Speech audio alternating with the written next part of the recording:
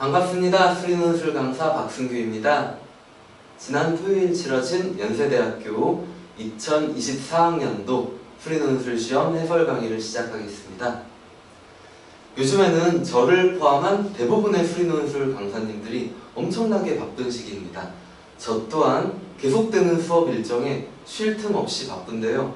그래도 오늘은 쉬는 시간, 밥 먹는 시간, 짬짬이 시간을 내어서 한 문제씩이라도 촬영을 해서 오늘 밤에는 이 영상을 업로드하는 것이 제 목표입니다. 제가 아직 몸살이 완전히 낫지 않아서 목소리가 좀 좋지 않다는 점은 양해 바라겠습니다.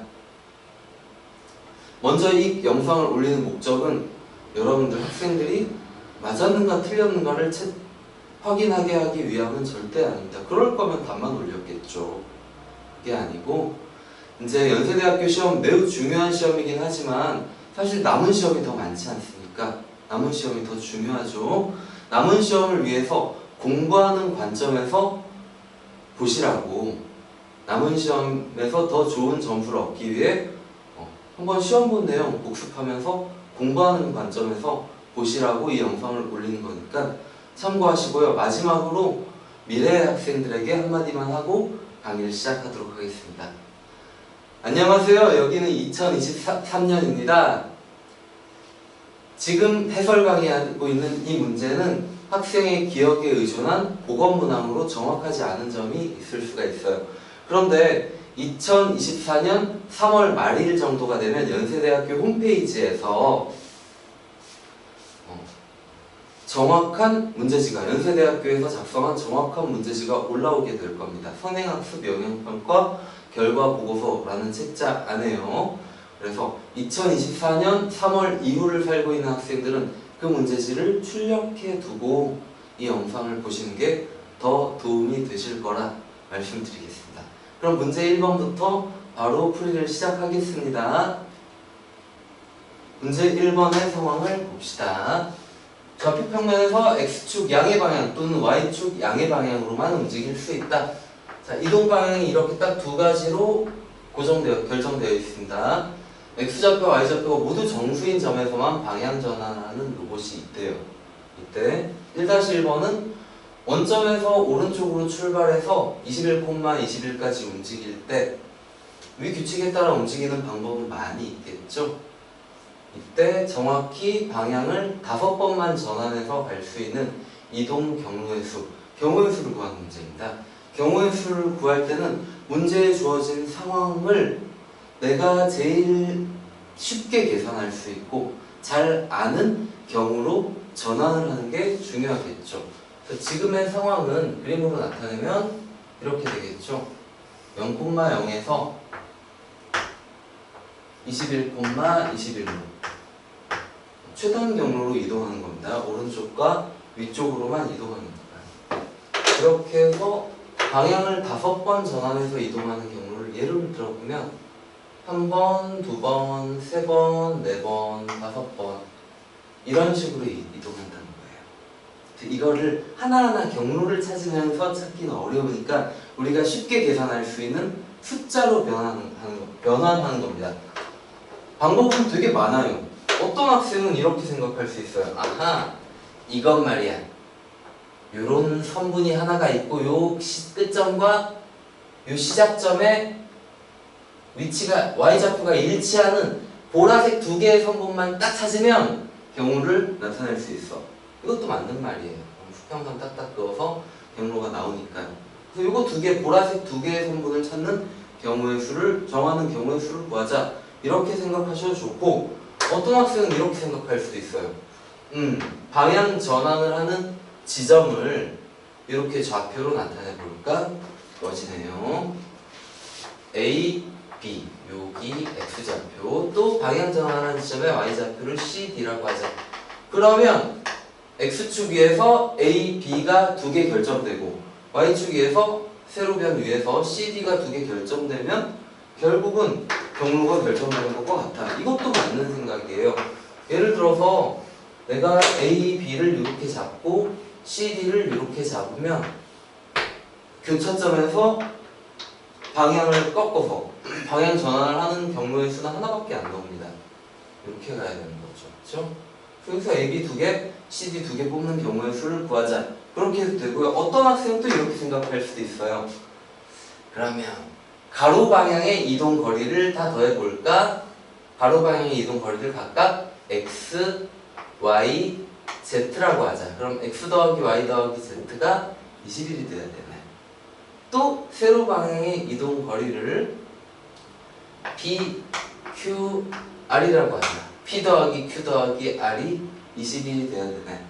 이렇게 합이 21이 되는 X, Y, Z, 합이 21이 되는 P, Q, R의 쌍을 선택하는 경우의 수와 같지 않을까?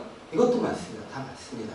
어떤 방향으로 푸셔도 상관없고요. 학생들 여러분들한테 더 익숙하게 와닿는 방향으로 출발하시면 됩니다. 예를 들어서 이렇게 가로변 위에서 서로 다른 AB를 뽑고 세로변 위에서 서로 다른 CD를 뽑는다 라고 생각한 학생들은 이런 식이 나왔을 거예요. 방향 전환을 중간에 해야 되는 거니까 A, B는 여기 끝점은 아니라야 돼요. 1부터 20까지가 가능한 거예요. 1부터 20까지 중에 서로 다른 두 개를 뽑는 경우였으니까 A, B 두 개를 뽑고 작은 걸 A, 큰 걸 B라고 두는 거잖아요. 그래서 서로 다른 20개 중에 두 개를 뽑는 경우의 수이므로 20C2가지가 있다 이렇게 말할 수 있고요. A, B 두 개를 뽑는 경우의 수는 마찬가지로 CD 두 개를 뽑는 경우의 수도 20C2가지가 있습니다. 그래서 걔네 둘을 곱하면 전체 경우의 수가 되겠다. 이렇게 구할 수가 있습니다. 답을 구해보면 20C2는 190이죠? 190의 제곱이므로 36,100이 되겠네요. 만약에 처음에 오른쪽 방향으로 이동한다는 게 정해져 있지 않았다면 위쪽으로도 가능하다. 그랬다면 곱하기 2를 했어야 될 거고요. 만약에 이제 이런 방법으로 생각을 했다 치죠. 가로 방향 이동 거리를 각각 X, Y, Z, 세로 방향 이동 거리를 P, Q, R이라고 하자. 그럼 X 더하기 Y 더하기 Z가 21이 돼야 되는 자연수의 X, Y, Z의 순서쌍의 개수를 구하는 문제다. 이렇게 생각할 수도 있어요. 그럼 이제 이때 X, Y, Z가 자연수이니까 음이 아닌 정수회로 바꾸기 위해서 X를 X 프라임 더하기 1, Y를 Y 프라임 더하기 1, Z를 Z 프라임 더하기 1로 치환한다면 X 프라임 더하기 Y 프라임 더하기 Z 프라임은 18이 되는 음이 아닌 정수 X 프라임, Y 프라임, Z 프라임을 찾는 문제가 되고, 따라서 여기서 음이 아닌 정수쌍의 개수는 3H18이 되죠. 그래서 이것을 X, Y, Z를 찾는 경우의 수도 PQR의 쌍을 찾는 경우의 수도 똑같겠죠. 그래서 이거의 제곱이 정답이다. 이렇게 생각을 하실 수도 있습니다. 결국 컴비네이션으로 바꾸면 똑같은 식이 나옵니다. 뭐 다양하게 생각할 수 있는 문제였고요. 자, 그 다음으로 문제 1-2번은 경우의 수 문제가 아니라 좀 다른 문제죠. 최대의 거리를 구하는 문제입니다.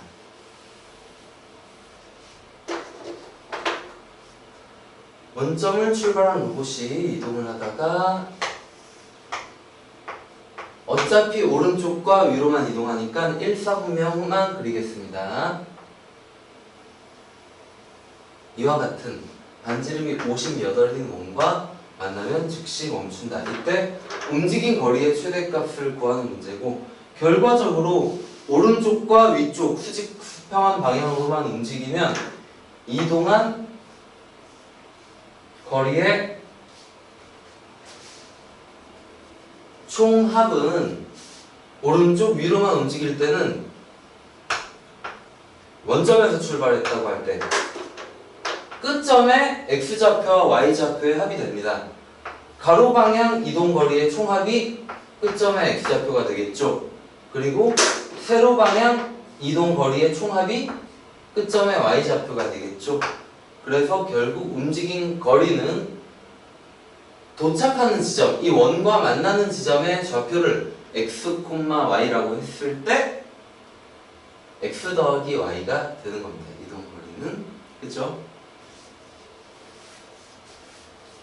그러면 우리는 직관적으로 이렇게 생각할 수 있어요.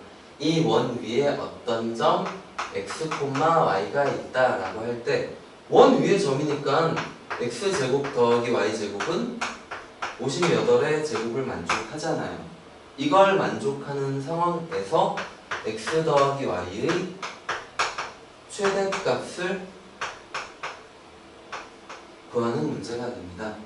여러분들 직관적으로도 잘 감이 올 거고요. 실제로도 이를 만족하는 실수들 중에 x 더하기 y가 최대가 되는 경우는 x하고 y가 같을 때입니다. x하고 y가 같을 때. 아마 여러분들 어렸을 적에 이런 식으로 많이 증명을 했을 거예요. x 더하기 y가 k라고 하자. 그러면 이것은 직선의 방정식을 나타내고 x, y가 이 원 위의 점이어야 되니까 이 직선은 이 원을 지나야 된다. 원과의 교점을 가져야 된다. 원과의 교점을 가지면서 k, 즉 y절편이 최대가 되는 경우는 접하는 경우다. 기울기가 -1인 직선이 접하는 경우는 x하고 y가 같은 경우가 되죠. 이렇게 이제 쉽게 예상할 수 있는데 이건 언제 얘기? x, y가 실수일 때 얘기. 지금은 x, y가 임의의 실수는 아니에요. 뭐 때문에요? x좌표와 y좌표가 모두 정수인 점에서만 방향 전환을 한다. 이 조건 때문에요. 그래서 x, y 좌표는 반드시 어떤 조건을 만족해야 될까요? x, y 중 이동 경로상에 있는 모든 점에서 x, y 중 적어도 하나는 정수여야만 합니다. 그럼 정수점에서만 방향 전환을 하기 때문에 그래서 결국 이 문제는 x제곱 더하기 y제곱이 도착점은 결국 여기잖아요. x제곱 더하기 y제곱이 50몇 월의 제곱인 상황에서 x 더하기 y의 최대값을 구하긴 구하는데 그중 적어도 한 변수가 정수일 때 최대값을 구합니다. 자, x하고 y에 대해서 대칭적인 상황이니까 x가 정수다라고 해도 일반성을 잃지 않을 겁니다. 자, 우리는 이 함수를 x 한 변수에 대한 함수로 구성을 할 거고요. 그 다음에 정수 x 중에서 함수값을 최대가 되게 하는 x를 찾아보려고 합니다. 여기다 한번 다시 계산을 해볼게요.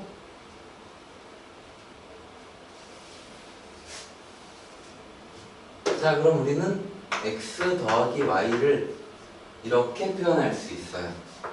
요 식에서 y를 얻어보면 1선면의 점이니까 x 더하기 루트 50몇 월 제곱 빼기 y제곱. 죄송합니다. x제곱. 이렇게 나타낼 수 있죠? 이 함수를 x의 함수 fx다 라고 이름하고 최대값을 어디서 가지는가 이걸 조사해 보겠습니다. 그러면 f'x는 1 플러스 2 루트 58 제곱 빼기 x제곱 분의 마이너스 2x 이렇게 되겠죠? 정리하면 2가 지워지고 이 정도로 나타낼 수 있겠네요. 그러면 자, 이 뒤에 있는 함수를 보면 눈으로 한번 봅시다. x가 커지면 커질수록 분모는 감소합니다. x가 커지면 커질수록 분자는 증가합니다. x가 커지면 분모는 줄어들면서 분자는 감소하니까 분자는 증가하니까 절대값이 이 분수의 절대값은 자명하게 증가합니다. 그럼 증가하는 놈을 뺐으니까 도함수는 명백하게 감소함수겠죠? 도함수는 명백하게 감소하는 함수가 되고요. 도함수가 딱 0이 되는 점을 한번 찾아볼게요. 도함수가 0이 되려면 뒷부분이 1이 돼야 되겠죠? 이 부분이 1이 되려면 분모랑 분자가 똑같아야 되니까 x제곱이랑 50몇 월 제곱 빼기 x제곱이 똑같아야 돼요. 그러니까 2x제곱이 요거가 돼야 되고 x제곱이 29의 제곱 곱하기 2가 되겠네요. 그래서 x는 29 루트 2에서 함수 f가 증가해서 감소로 바뀝니다. 그래서 만약에 모든 실수에 대해서 최대값을 구하는 문제라면 당연히 x가 요거일 때 최대가 되는 거예요. 그런데 우리는 x는 자연수 중에서 최대값을 찾으려고 하는 거죠. 이 이동 경로의 제약 때문에.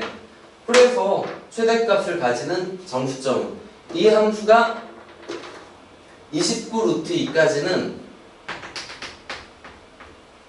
증가하다가 여기서부터는 감소하기 때문에 최대값을 가지는 정수점은 보이나요? 여기에 제일 가까운 두 개의 자연수값 둘 중에 하나가 되겠죠. 실제로 계산을 해보면 29 루트 2면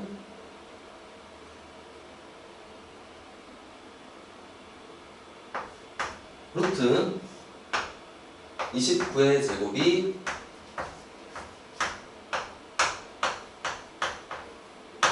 841이죠. 걷다가 2를 곱하면 1682. 그래서 제곱해서 얘가 될 수 있는 가까운 수를 찾아보면 41의 제곱이 1681이네요.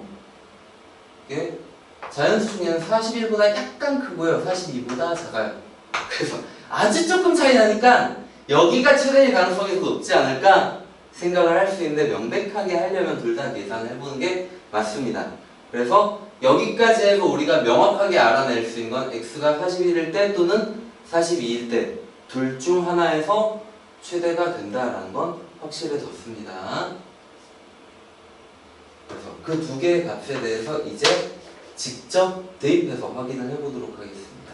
이 부분 지워도 되겠죠?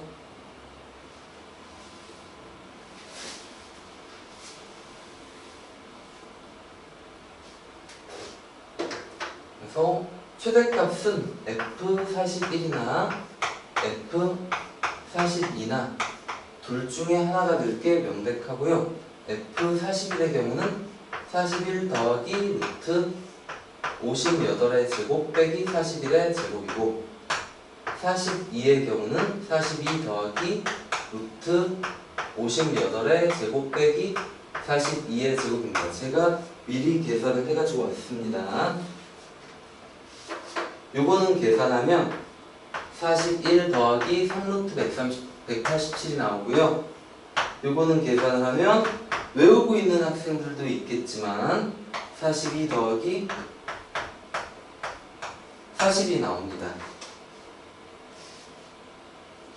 그래서 이제 이 둘 중에 가장 더 큰 값이 이 문제의 정답이 되는 거고요. 이 경우에는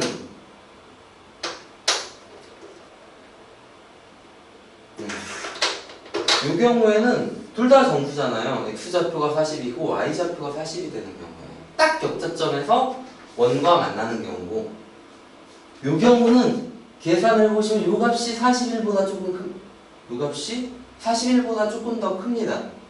그래서 41,41이 있고 41,41이 있고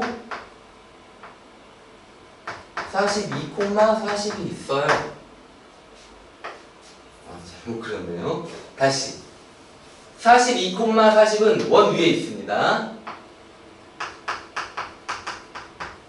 그리고 41,41은 원 내부에 있습니다. 그런데 잘 생각해보면 원점으로부터 이 두 점까지 이동거리가 둘 다 82로 똑같잖아요.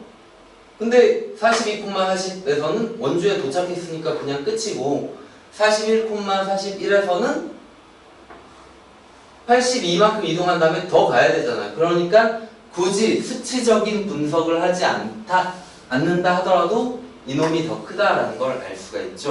그러므로 이 문제의 정답은 41 더하기 3 루트 137이 되겠습니다. 이번 문제는 수열의 극한과 관련된 문제죠. 문제의 조건들을 보면 수열 A에는 완전하게 일반항이 주어졌습니다. n 팩토리얼. 그런데 수열 Bn, Cn에 대해서는 무언가 뭐 이하다, 약수가 아니다, 부등식이 주어졌다. 이 정도만 주어지고 일반항은 주어지지 않았어요. 그럼 Bn, Cn에 대해서는 극한을 어떻게 구해야 될지 예상이 되시죠? 연세대학교에서 지금까지 출제했던 수열의 극한 문제 중에 반 이상은 조임정리 문제였습니다. 부등식을 이용한. 아마도 Bn에 대해서는 그렇게 문제를 해결해야 되지 않을까 싶고요. 순차적으로 한번 보겠습니다. 먼저 An은 일반항이 n팩토리얼 딱 나와있고 문제 2-1번은 바로 An만 나오는 문제니까 그냥 계산을 해봐도 될 것 같아요. 그래서 여기에다가 An의 일반항을 그대로 집어넣으면 일단은 이렇게 하죠. n분의 1 n 뒤의 항을 빼기 ln n 빼기 ln2라고 생각하죠. 그 다음에 요 세 놈을 마이너스 ln2 빼고 세 놈을 묶으면 예쁜 그림이 나올 것 같아요. 세 놈을 n분의 1로 묶어서 먼저 적어보겠습니다. ln a2n이니까 2n 팩토리얼, 요것도 n분의 1 묶어서 ln n 팩토리얼. 그 다음에 요놈은 n분의 1 안으로 넣었으면 n ln n이 되고 그것은 곧 ln n의 n제곱이랑 똑같겠죠. 그 다음 마이너스 ln2는 여기 섞여도 뭐 별로 식을 간단히 만드는 것 같지 않으니까 따로 둘게요. 그런 다음에 이 앞부분을 한번 정리해 봅시다. 로그의 성질에 의해서 둘을 빼면 이거 나누기 이거가 됩니다. 나누면 결국 약분되는 항을 빼고 n 더하기 1부터 n 더하기 2, n 더하기 3 이렇게 해서 2n까지 남겠죠. 그걸 n의 n제곱으로 나누는데 여기 인수가 딱 n개잖아요. 하나씩 나눠줍시다. 자, 제가 중요한 거 하나를 빼먹었습니다. ln 빼먹었네요. 하나의 로그로 합치면 이와 같은 형태가 될 거고요. 이제 이것을 n개의 로그로 분리를 합시다. ln 이것 더하기 이것 더하기 다 더하기로 쪼갤 수 있죠? 그거를 시그마로 표현하면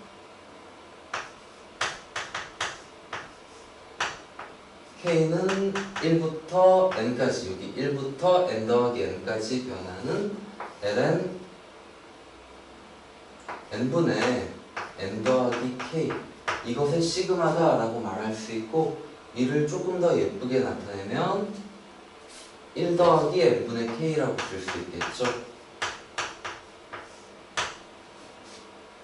그럼 앞부분은 정리가 다 됐고 그 다음에 ln2가 따로 나옵니다.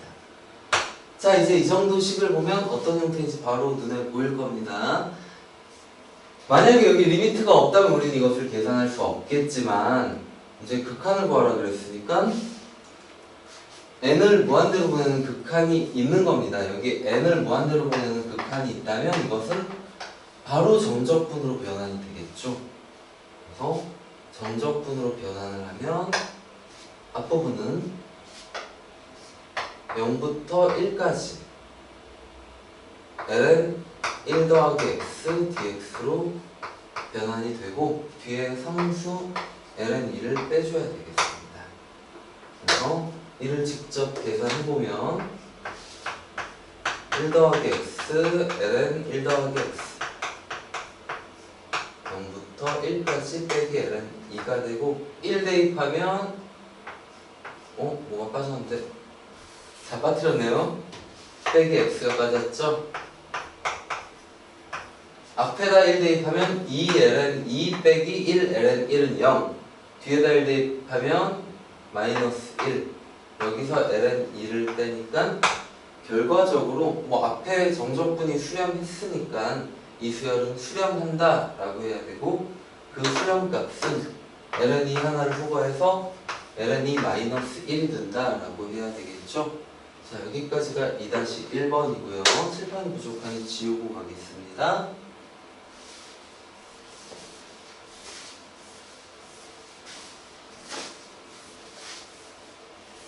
다음 n제곱분의 bn이 수렴한지를 조사해라. 자, 이 문제는 이렇습니다. bn의 일반항이 전혀 안 나와 있습니다.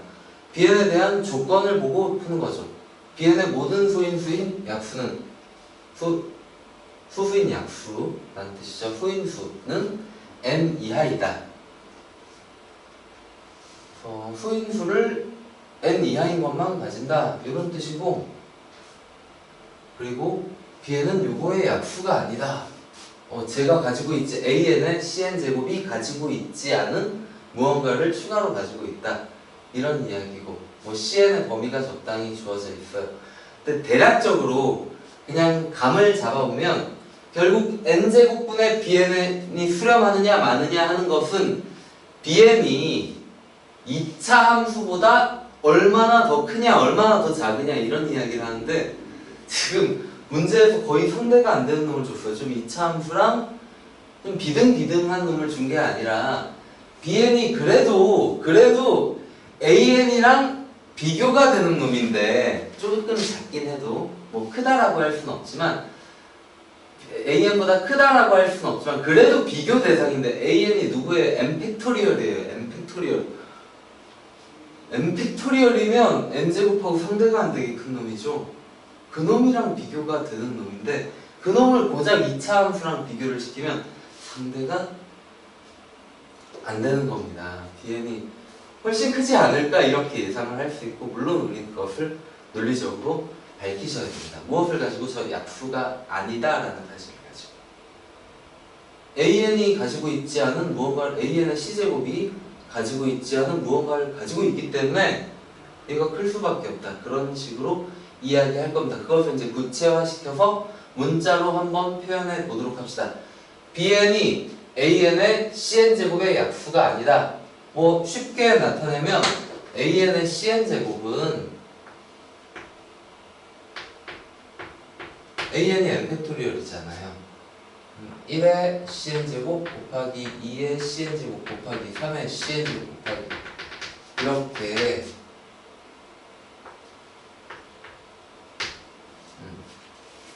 1부터 n까지가 전부 다 cn제곱된 무지하게 큰 놈이죠. 근데 bn이 이것의 약수가 아니야. 그런데 bn이 그렇다고 해서 이것들이 아닌, 얘네들이 가지고 있지 않은 소인수를 가지고 있는 것도 아니에요. 모든 소인수는 n 이하다라고 그랬으니까 bn의 소인수 분해를 만약에 이렇게 표현을 한다면, bn을 소인수 분해했을 때 각각의 소인수가 p1, p2, pk가 있고 그 지수가 r1, r2, rk였다 라고 한다면, 이 p1부터 pk까지는 전부 다 n 이하인 소수인들입니다. 그러니까 여기서 없는 건 없어요. 여기서 포함되는 소인수들이에요. 문제 가 조건에 의해서. 근데도 an의 약수가 아니라는 얘기는 이 중에 얘네들보다 지수가 큰 놈이 있다라는 겁니다. 그걸 가지고 이제 이야기를 해야 되는 거죠.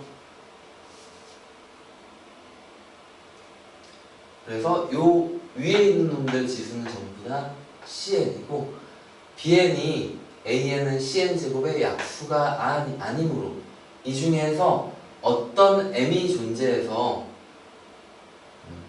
pm의 rm제곱이라는 부분이 있다고 할 때, 얘가 여기 들어있는 pm의 cn제곱의 약수가 안 되는 거잖아요. 그러니까 요 위에 있는 rm이 cn보다 큰 rm이 적어도 하나 존재한다, 이런 사실을 말해준다라고 할 수 있어요. 요 다라는 친구가 이 사실을 가지고 한번 저 수열의 수렴 발산에 대해서 논해보도록 합시다. 자, 이를 이용해서 이제 우리는 bn을 이렇게 표현하는 거예요. bn은 이렇게 소인수분해해서 표현할 수 있다 그랬으니까 당연히 이거 한 부분보다는 크거나 같겠죠. 이 중에 들어있는 한 놈이니까요. 놈은 TM의 RM 제곱보다는 크거나 같겠죠. 그런데 요 RM이라는 친구는 CM보다 더 큰 놈이라 그랬어요. 그런 놈이 적어도 한 놈은 존재한다 그랬어요. 그래서 우리는 얘를 PM의 CM 제곱보다 더 크다라고 할 수 있습니다. 그리고 이제 계속 우리가 누군가보다 크다 해서 이 참수보다 훨씬 커 이런 이야기를 할 거니까 나의 주어진 부등식 가운데 CN이 누구보다 큰가 이것을 활용해야 되겠죠. 저것을 활용해서 얘는 PM의 로그 2의 n보다 더 크다 또 이렇게 이야기를 할 수가 있어요. 또 로그의 성질을 이용하면 얘를 이렇게 바꿀 수 있습니다. n의 로그 3 빠졌죠? 3 n의 로그 2 3 로그 2 PM제곱 이렇게 계속 꺼지네요. 시간 조절해야 되겠습니다. 이렇게 바꿀 수가 있죠. 근데 PM은 소수니까 이 부분은 2 이상이 되고 이 부분은 1 이상이 됩니다. 따라서 얘는 n 세제곱보다 크다라는 사실을 볼 수가 있습니다.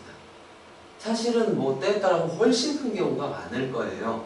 정말 아주 간당간당하게 약수가 아닌 경우가 아니면 얘는 훨씬 클 겁니다.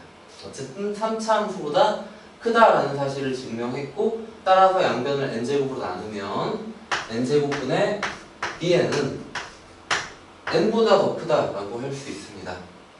근데 이 수열이 자명하게 무한대로 발산하는 수열이기 때문에 얘도 무한대로 발산하게 되겠죠.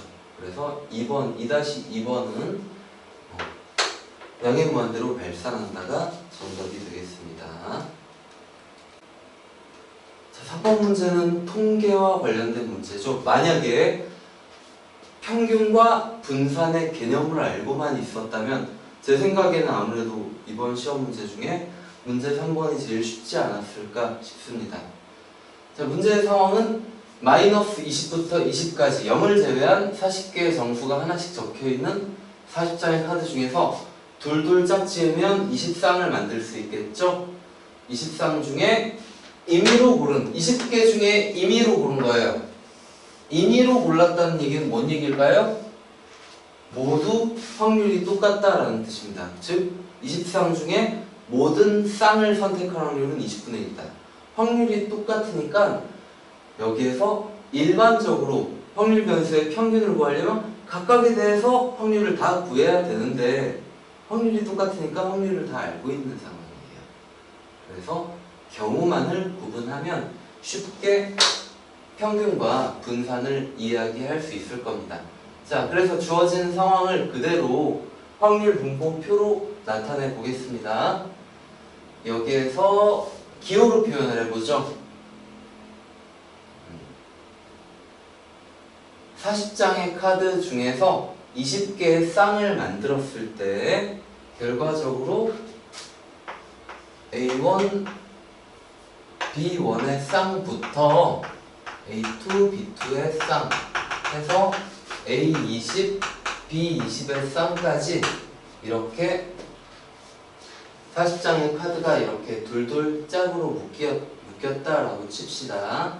그러면 두 카드에 속한 숫자의 합을 확률 변수 x라고 한다 그랬으니까 확률 분포는 x가 얘가 뽑혔다면 A1 더하기 B1이 나오는 거고 얘가 뽑혔다면 A2 더하기 B2 이런 식으로 모든 i에 대해서 AI 더하기 BI가 확률 변수로 나올 수 있는데 20까지, i는 20까지 그 확률이 임의로 선택했으니까 전부 다 20분의 1로 동일하게 됩니다. 그러므로 기대값의 정의에 의하면 이 x는 20분의 1 곱하기 다 20분의 1이니까 다 곱해서 더하면 결국 20분의 1 곱하기 위에 있는 것들 다 더한 게 되는 겁니다. 위에 있는 거 다 더하면 결국 A1부터 A20까지와 B1부터 B20까지를 전부 다 더한 게 되는 거죠. 근데 얘네들은 결국 뭐냐? 마이너스 20부터 20까지 0을 제외한 모든 정수들을 새로 배열한 거나 마찬가지니까 얘네들의 총합은 결국 마이너스 20부터 20까지 0 빼고 40개 정수들의 총합이 됩니다. 그럼 얼마죠? 0이겠죠. 굳이 계산 안 해봐도. 그래서 기대값은 0이 나온다라는 걸 알 수 있습니다. 중요한 거는 우리가 얻은 이 값이 숫자다. 즉 AI나 BI가 하나도 등장하는 상수로 나왔죠. 그러므로 이 쌍이 어떻게 배열되든 상관없이 이 x의 값은 0으로 일정하다라는 게 증명되었습니다. 이제 3-2번 문제로 갑시다. 마찬가지 방법으로 분산을 일단 식으로 나타내 볼 겁니다. 그런데 분산을 구하는 방법 중에는 이런 방법도 있죠. 분산은 x제곱의 평균에서 x의 평균의 제곱을 뺀 놈이다. 그런데 이 뒷부분이 방금 0이다라는 걸 구했잖아요. 그래서 이 문제의 경우 분산은 x제곱의 평균과 같습니다.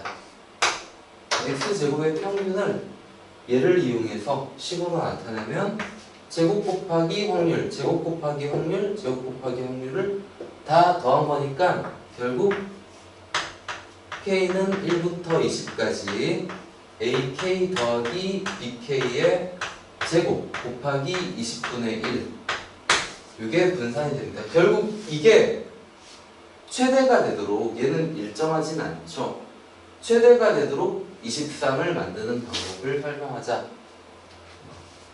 이걸 가지고 이제 고민을 해야 돼요. 식이 최대값을 구하기가 그리 물론 직관적으로는 잘 떠오를 수도 있을 겁니다. 예상이 쉽게 되는 학생들도 있을 거예요. 논리적으로 증명하기에는 쉬운 형태의 식은 아니에요. 조금 더 우리가 계산하기 쉬운 식으로 바꾸려면 어떻게 해야 될까? 여러분들이 고민을 잘 하셔야 되고, 쉬운 식으로 바꾸려면 여러분들이 확실히 알고 있는 것들을 잘 활용하셔야 됩니다. 여기서 우리가 확실히 알고 있는 게 무엇일까요? 복잡하게 계산하지 않아도 쉽게 알 수 있는 것. 그건 아까도 우리가 한번 써먹었듯이 얘네들의 제곱의 합은 잘 모르지만 그냥 더한 거는 우리가 잘 알잖아요. 그러니까 시그마 k는 1부터 20까지 ak 더하기 bk의 시그마 이 놈은 0이다 라는 거 잘 알고 있죠? 이를 이용해서 한번 주어진 식을 변형해 보면 어떨까? 이런 생각들을 할 수가 있습니다. 그것뿐만이 아니라 어쨌든 우리는 A1부터 A20, B1부터 B20까지가 모두 다 등장하면 식의 값을 알 수 있는 게 많아요. 왜냐하면 그 안에 구성된 숫자들은 마이너스 20부터 20까지 전부 다니까. 그래서 예를 들어 이런 값도 쉽지만 이런 값도 쉽게 구할 수 있어요. k는 1부터 20까지 쟤랑 관계 있는 걸 찾으려면 웬만하면 1차식보다는 2차식이 더 좋은 것 같죠? ak 제곱 더하기 bk 제곱 따로따로 더하면 결국 1의 마이너스 20의 제곱부터 20의 제곱까지 다 나올 테니까 요거는 계산하기가 쉽습니다. 얘기가 나온 김에 계산해보고 갈까요? 결국 여기서 이것들을 다 더하면 마이너스 20의 제곱부터 마이너스 1의 제곱까지 1의 제곱부터 20의 제곱까지 다 나오겠죠. 그러니까 이것은 i는 1부터 20까지 i 제곱의 시그마를 2배 한 것과 똑같겠죠. 1의 제곱부터 20의 제곱이 2번 나오니까. 그럼 계산해보면 3분의 20 곱하기 21 곱하기 41 이렇게 나올 겁니다. 계산해보면 이게 287이고 20을 곱하면 5740이 나오는 것 같네요. 자, 그래서 우리는 제곱 더하기 제곱을 알고 있습니다. 이 제곱 더하기 제곱의 값을 이용해서 저거를 조금 더 계산하기 쉬운 식으로 바꾸면 어떨까?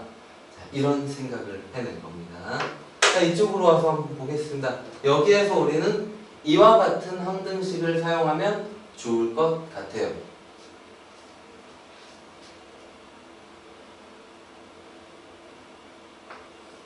AK 더하기 BK의 제곱, 이게 우리가 구하려고 하는 거죠. 여기에다가 이것을 활용하기 위해서 얘랑의 관계를 찾기 위해서 여기에다가 AK 빼기 BK의 제곱을 더하면 요놈의 2배가 된다.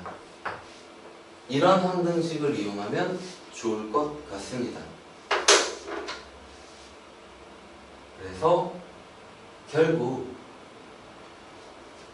우리가 구하려는 이 친구는 우리 방금 계산했던 시그마 요놈의 2배에서 요놈의 시그마를 빼면 된다 라고 일단 식을 그렇게 바꿔줄 수 있겠죠. 그래서 이 친구는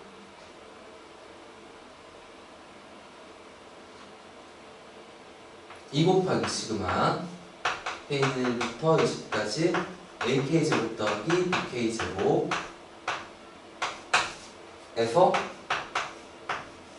시그마 K는 1부터 20까지 AK 빼기 BK의 제곱 곱하기 29의 1. 일단 이렇게 바꿔 시작합시다. 그러면 이 부분은 상수이기 때문에 이 값이 최대가 되려면 이 값이 최소가 돼야 되겠다. 이 값이 최소가 되게 하는 순서쌍을 찾는 것은 아까보다 훨씬 쉬운 문제가 되거든요. 이 값이 최소가 되려면 같은 수를 뽑을 수는 없으니까 제일 작아지려면 차가 1이 되도록 해야 되겠죠. 만약에 모든 누수의 쌍에 모든 쌍에 차가 1이 되게 만드는 방법이 있다면 그 방법이 명백하게 최소일 겁니다. 근데 그 방법이 있습니다. 그래서 그 방법을 제시해주고 그때가 최대다라고 선언을 해주시면 됩니다. 선택하는 방법은 떠오르셨죠? 모든 같은 쌍에 들어있는 수에 차가 1이 되도록. 그래서 작은 것부터 얘기하면 마이너스 20, 마이너스 19, 마이너스 19, 마이너스 18, 마이너스 19는 뽑았죠? 마이너스 18, 마이너스 17, 마이너스 16, 마이너스 15 이렇게 해서 둘둘 짝지어서 마지막에 19,20에서 끝나면 전부 다 차가 1이 되게 할 수 있죠. 더 이상 작아질 방법은 없으니까 이게 명백하게 최소가 됩니다. 그래서 이 최소가 되는 방법을 설명하라 그랬으니까 이제 이 과정과 함께 이 수를 선택하면 최소가 된다 라는 거 밝혀주시고 답을 구해주시면 되겠죠. 답을 한번 계산해 볼까요? 최종 결과물은 2 곱하기 6의 5740 곱하기 20분의 1에다가 이 친구는 전부 다 1이 나오게 하는 겁니다. 그래서 1이 20개 나오는 거니까 20 곱하기 20분의 1 해서 계산해보면 이렇게 지우시죠. 574 빼기 1 해서 정답은 573이 되겠네요. 4번 문제는 벡터에서 출제된 문제죠.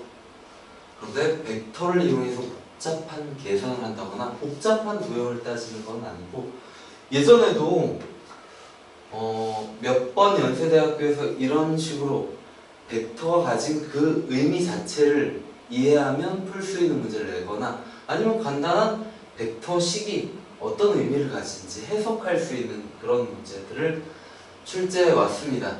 이 문제도 주어진 벡터식이 가진 의미만 잘 캐치한다면 어쩌면 되게 쉽게 해결할 수도 있어요. 일단 간단하게 그것부터 설명하고 갈게요. 기하를 배운 학생은 알겠지만 이 식의 형태는 우리 교과서에서도 등장하는 기본적인 벡터 방정식입니다. 그 방정식은 점 PI를 지나고 VI라는 벡터에 평행한 직선의 방정식을 나타내고요. 만약에 T가 0 이상으로 제한이 됐다면 저 VI랑 똑같은 방향으로만 진행한 반직선이 되는 겁니다. PI를 시점으로 하는 반직선. 자, 한마디로 이제 이 친구는 PI를 지나고 VI에 평행한 직선이다 라는 거. 일단 여기까지만 보고 요거는 저거 다 그린 다음에 설명할게요. 그래서 이 문제에서는 P1과 V1, P2와 V2, P3와 V3, P4와 V4가 딱 짝짝꿍이 되기 때문에 걔네들을 이용해서 만든 자취 LI를 일단 좌표편에 한번 다 그려볼게요.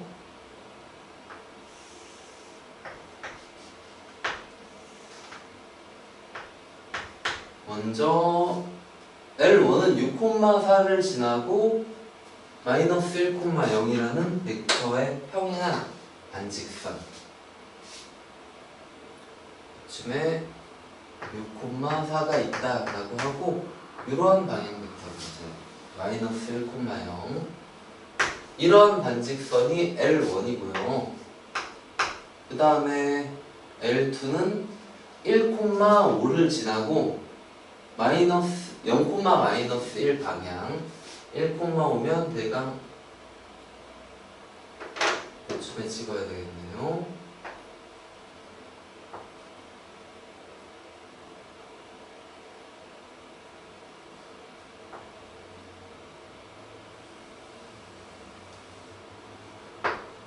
(1,5를) 지나고 마이너스 1,0 방향으로 이게 L2 L3는 0,3을 지나고 1, 마이너스 1 방향이죠. 0,3이면 이 정도 중간 되겠고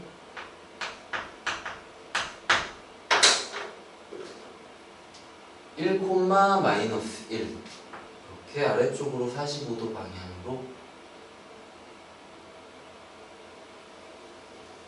뭔가 비율이 안 맞는 것 같은데요. 그냥 가죠. L3 그 다음에 L4는 0, 마이너스 1을 지나고 마이너스 1이면 이네요. 0, 마이너스 1을 지나고 방향 벡터가 1, 오른쪽이 45도 여기가 지금 1,0이죠. 여기를 딱 지나겠네요. 이렇게 올라가고 이게 L4. 자, 이런 식으로 이제 한 점을 지나고 어떤 방향 벡터를 가지는 반직선 4개가 이렇게 주어져 있는 상황입니다. 그 다음에 이제 이렇게 L1, 2, 3, 4를 만든 다음에 얘네들을 가지고 새로운 반직선을 계속 만든대요. 이 만드는 규칙이 무엇인가 하면 서로 다른 LI와 LJ에 대해서 교점이 P가 있다면 양의실수 A에 대해서 뭔가 비슷한 두 개의 식이 나왔죠. 이 식의 의미도 한번 따져보죠. 이 식도 만약에 이게 없었다면 P를 지나고 VI에 평행한 반직선 아닐까요? 이게 없었다면? 그럼 이게 없었다면 마찬가지로 P를 지나고 VJ에 평행한 반직선이 돼버리죠. 근데 둘 다 있어요. 둘 다 있으면 결국 뭐가 되느냐? P를 지나고 VI에 평행한 반직선 이거랑 P를 지나고 VJ에 평행한 반직선 두 개가 적절히 더해진 거예요. 정확히 말하면 요 사이에 어떤 직선이에요.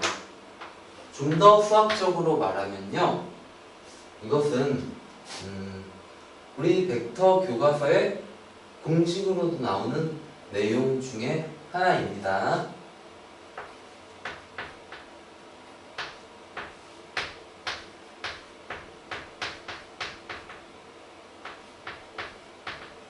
이렇게 표현되면 VI와 VJ의 종점을 연결하는 선분을 1대 A로 내분한 위치 벡터, 내분한 점의 위치 벡터가 됩니다.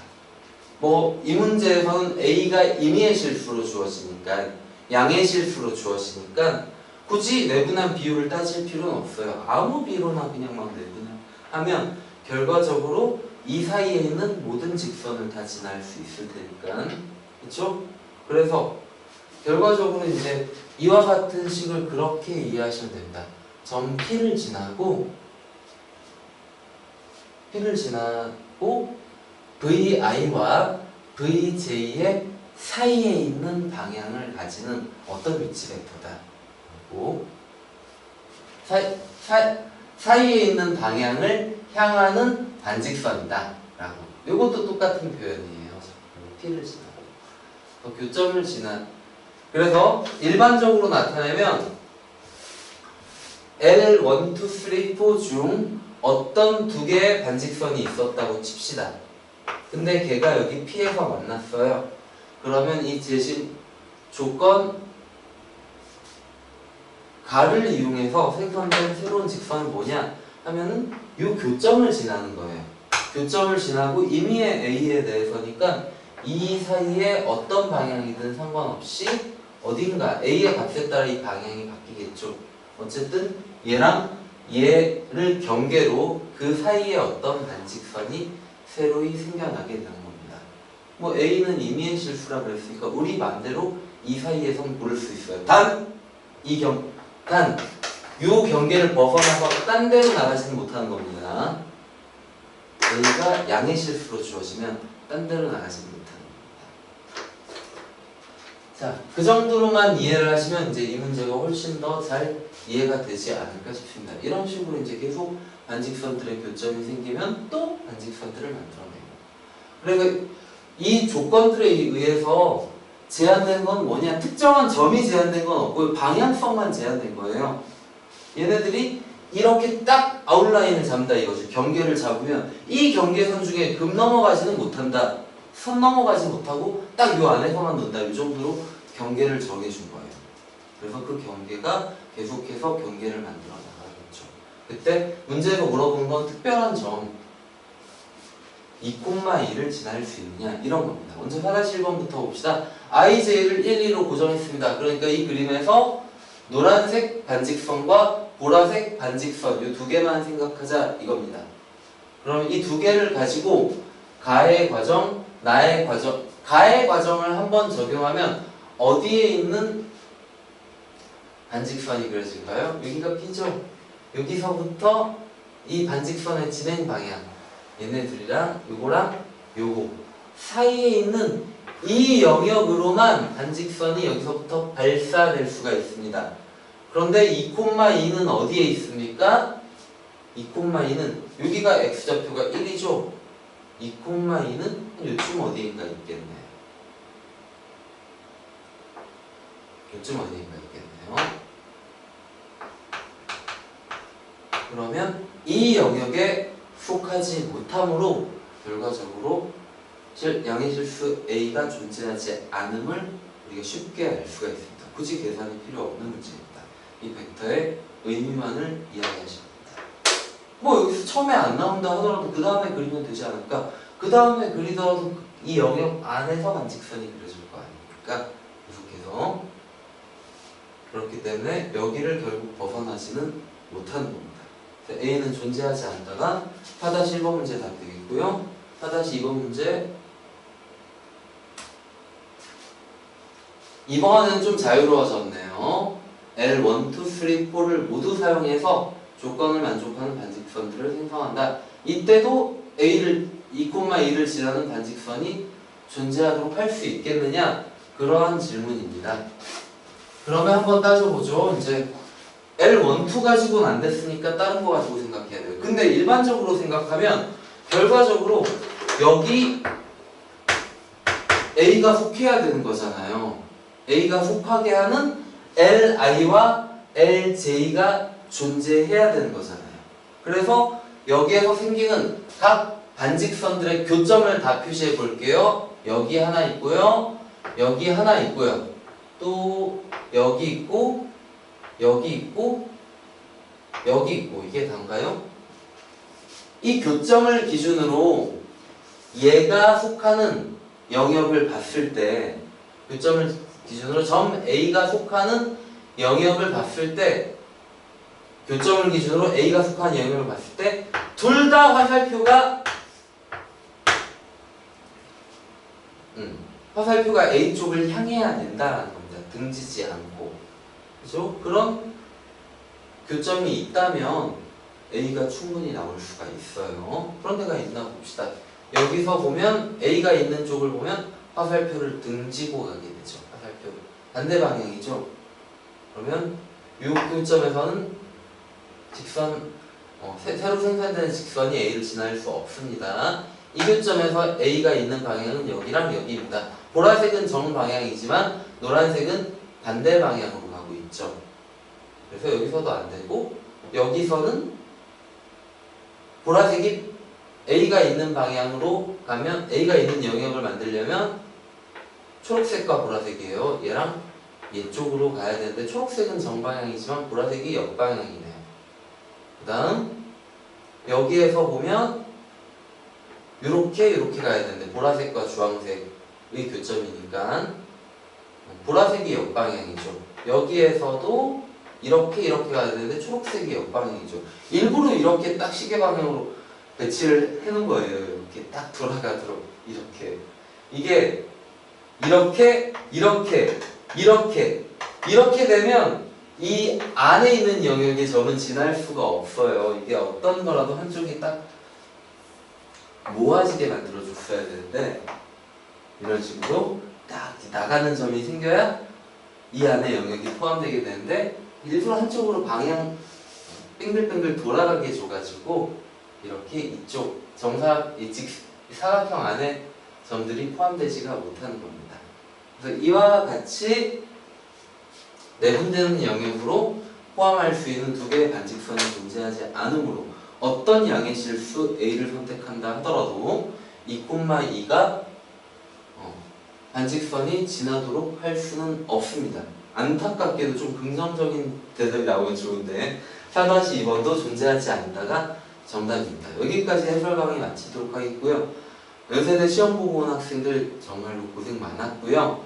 앞으로 남은 시험이 훨씬 더 많습니다. 앞으로 남은 기간 정진하셔서 꼭 좋은 결과 있기를 바라겠습니다.